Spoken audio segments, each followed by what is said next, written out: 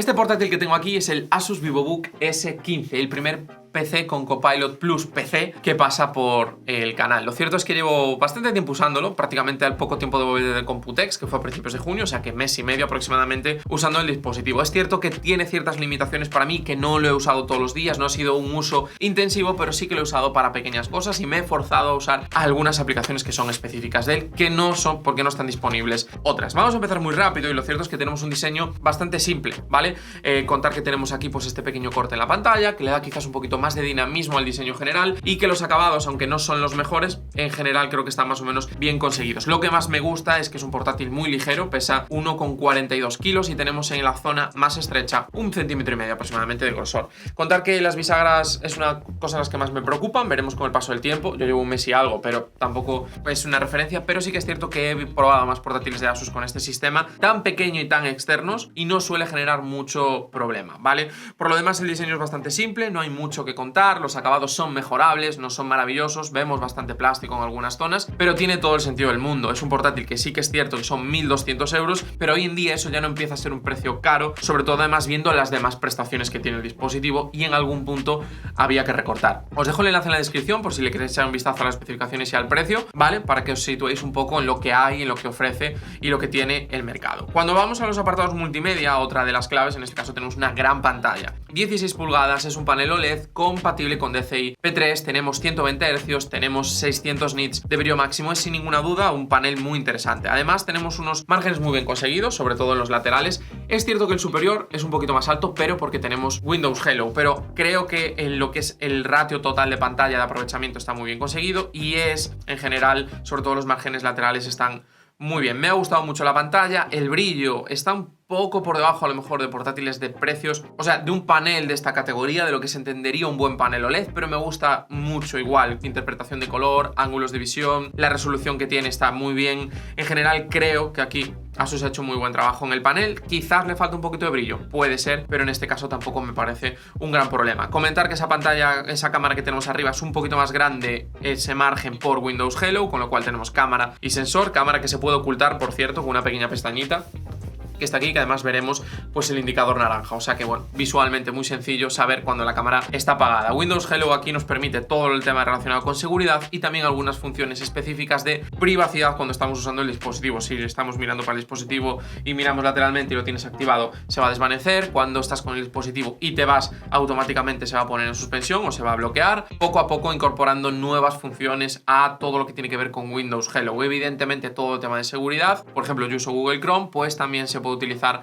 para verificar el usuario directamente con la cámara. Mucho más sencillo porque tú estás usando el dispositivo, le das y automáticamente te reconoce la cara y ya está. Así que en ese sentido, más fácil. Tienes que estar mirando ahí, tienes que estar delante del ordenador, es muy seguro. Y después el resto de apartados multimedia, comentar que tenemos altavoces en la zona inferior.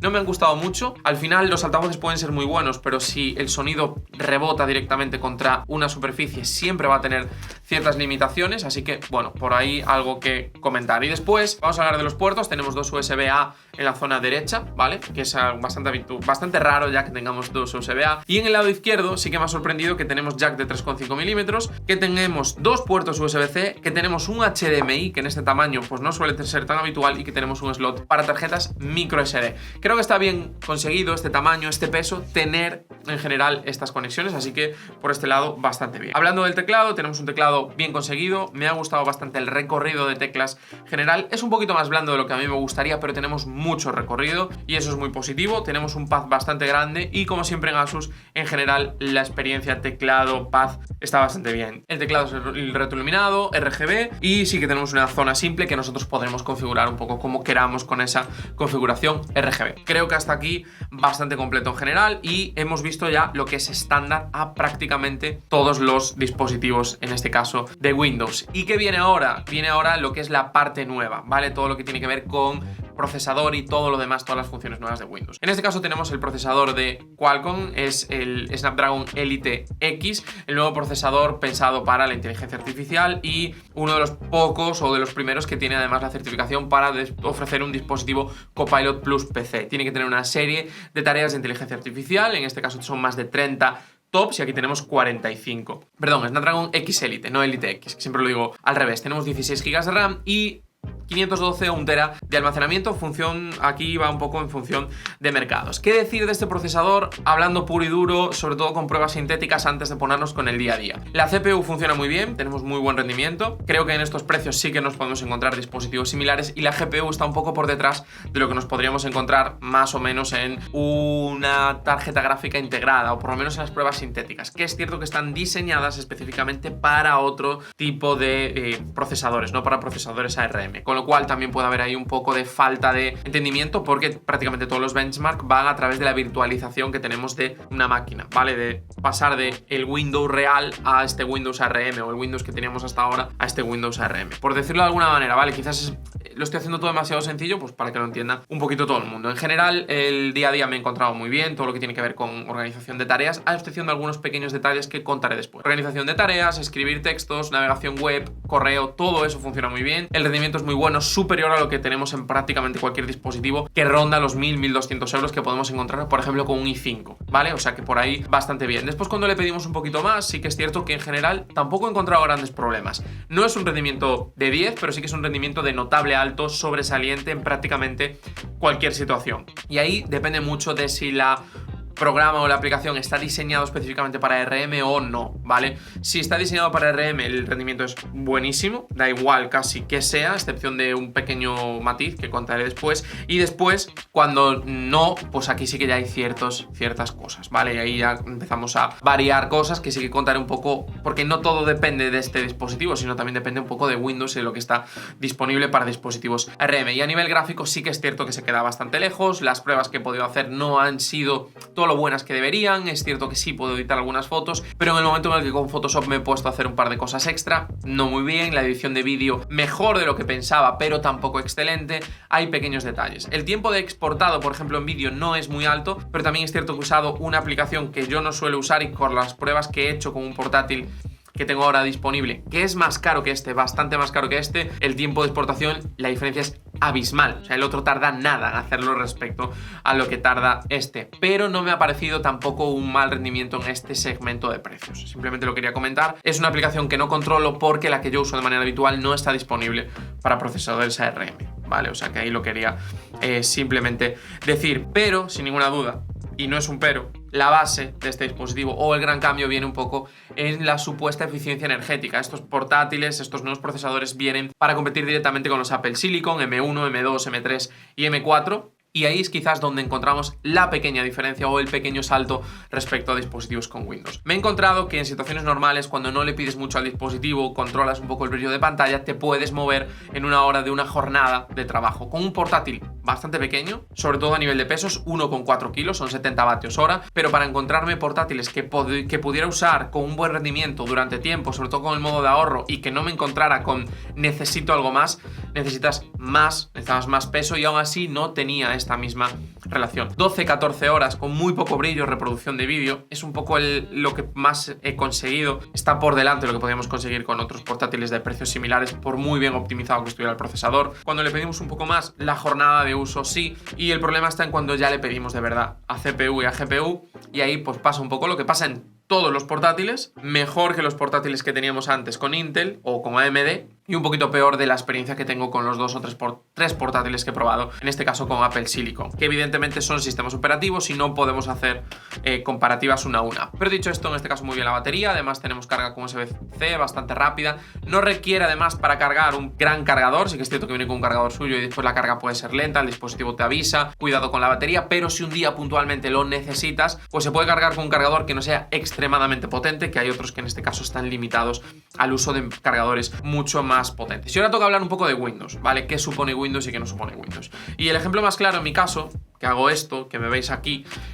yo utilizo la suite de Adobe, ¿vale? Utilizo Photoshop, utilizo Lightroom y utilizo, en este caso, Premiere Pro. Cuando utilizo Photoshop, cuando me descargué el Creative Cloud directamente desde la página de Adobe, ya me decía que había algunos dispositivos algunos programas que no estaban disponibles. Y al abrir la aplicación de Creative Cloud en el ordenador, sí que está Photoshop, está Lightroom, y hay algunas que me dice que no. Lo busqué en la propia página de Adobe y, por ejemplo, Illustrator o Premiere Pro van a venir, pero aún no están disponibles. Entonces esto me ha obligado a, en mi caso, transformarme y utilizar DaVinci en su versión beta, que sí que está disponible para procesadores ARM, sin ser yo experto en DaVinci para editar algunos vídeos, por eso no tengo el control del tiempo de exportado. Y después, por otro lado, Lightroom no me ha funcionado. Lightroom se queda ahí diciendo que está buscando el catálogo y no va al catálogo. Si tú importas las fotos, sí, pero hay un problema con la vinculación. Esto parece más un problema de Adobe que un problema real del dispositivo, porque las fotos que he editado, que he importado a mano, sí que han funcionado bien, pero hay algo que no permite vincularse con la cuenta. Y después Photoshop, bueno, ya lo he comentado antes, tenemos un rendimiento flojo. Sí que es cierto que por CPU y por RAM va más o menos bien, pero en el momento en el que da la sensación de que pones el monitor de recursos y la GPU tiene que subir un poco, pues parece que se queda, ¿vale? En ese momento se queda. Y sobre todo he notado algo, y es que los primeros 5 o 10 minutos bien, pero a partir de ahí tienes que cerrar y volver a abrir. Y con DaVinci tenía un poquito esa sensación. Creo que la GPU llega rápido a su límite de rendimiento a nivel de temperatura y a partir de ahí se nota, ¿vale? Y eso, pues bueno, evidentemente todo va un poquito englobado. Por lo demás, tenemos todas las opciones que tenemos con la inteligencia artificial. Os voy a dejar algún enlace en la descripción por si queréis ver un poco las funciones más típicas que tenemos en la inteligencia artificial. Pero bueno, por ejemplo, lo que más se ha visto es el co-creador de Paint, ¿vale? Tienes esa ventana, tú haces ahí una cosa, le das a que te dibuje algo y evidentemente pues te lo dibuja. Tenemos también, por ejemplo, todo lo que tiene que ver con Copilot, que en este caso pues tenemos hasta una tecla propia de Copilot, pues ahí abres y tienes Copilot. Hay algunas de esas funciones que hace de manera local gracias a la NPU de 45 tops sin necesidad de ir a internet y volverlo, lo cual pues bueno, te permite en algunos casos no gastar créditos para algunas funciones, en el caso de que lo necesites para algún tipo de programa o algún tipo de aplicación que poco a poco supuestamente se debe ir integrando en el sistema. Comentar de una de las cosas que más hincapié ha hecho Microsoft en este tema del Copilot Plus PC es en Microsoft Studio, y está muy relacionado con lo que tiene que ver a nivel de productividad con llamadas, tanto por audio, por voz e incluso por subtítulos. Ejemplo, estás haciendo una videollamada, tú te mueves un poquito y él automáticamente te reencuadra. Es la lectura del sujeto y el desenfoque, por ejemplo, del fondo, que algunas aplicaciones que lo hacen mediante software, aquí te lo haría mediante la inteligencia artificial de una manera más precisa. También todo lo que tiene que ver con el ruido, por ejemplo, de un ventilador que tengas conectado, te limpia el ruido de una manera más precisa. Si estás hablando con alguien que no habla tu idioma, puedes activar los subtítulos live y automáticamente, mediante la inteligencia artificial y este procesador específico, te hace los subtítulos al momento y, bueno, alguna serie de funciones más. Es cierto que yo en mi día a día no he usado mucho eso y quizás, pues bueno, a día de hoy, por ejemplo, este ruido que estoy escuchando ahora, eso con la inteligencia artificial sí que lo eliminaría. La verdad es que las pruebas que he visto y que he hecho con la Surface en el evento de presentación, pues bueno, sí que es cierto que en general han funcionado bastante bien. Son pequeñas cosas y pequeños detalles que pues entiendo que para algunos usuarios pues pueden ser realmente interesantes. Y ahora vamos a hablar de unas conclusiones de un dispositivo que cuesta 1.200 euros y que os voy a dejar el enlace en la descripción. Por un lado, creo que para un uso estándar, para un usuario que sepa que las aplicaciones y servicios que necesita funcionan perfectamente con ARM, la relación precio-prestaciones es excelente. Tenemos sí o sí muy buen rendimiento en este precio para las tareas habituales, sobre todo incluso en los modos de ahorro de batería. Tenemos una muy buena batería en estos modos de ahorros de batería si no eres muy exigente. Tenemos una muy buena pantalla y tenemos un dispositivo preparado para el futuro. Persona que no necesita una aplicación súper específica, que utiliza la suite de Office y que hace 2 o 3 cosas más con el navegador, a día de hoy comprarse un Asus VivoBook S15 por todo lo que ofrece y por el futuro que le puede ofrecer a 5 años mínimo, creo que es una muy buena compra. Por otro lado, en estos precios es cierto que podemos encontrar dispositivos con procesadores, no sé si más potentes, pero similares, pero sobre todo con mejores rendimientos gráficos. Y también una cosa muy importante, una persona que pueda necesitar muchas aplicaciones variadas, tiene que confirmar sí o sí, no solo que las aplicaciones están disponibles o no solo que se pueden pasar a través de la virtualización. Por ejemplo, Premiere va a estar disponible, no sabemos cómo va a funcionar, pero Asana, que es lo que nosotros utilizamos para organizarnos en el canal en el día a día, sí que permite instalar y virtualizar. Premiere no, sí que lo permite, pero el rendimiento es malísimo, es horrible.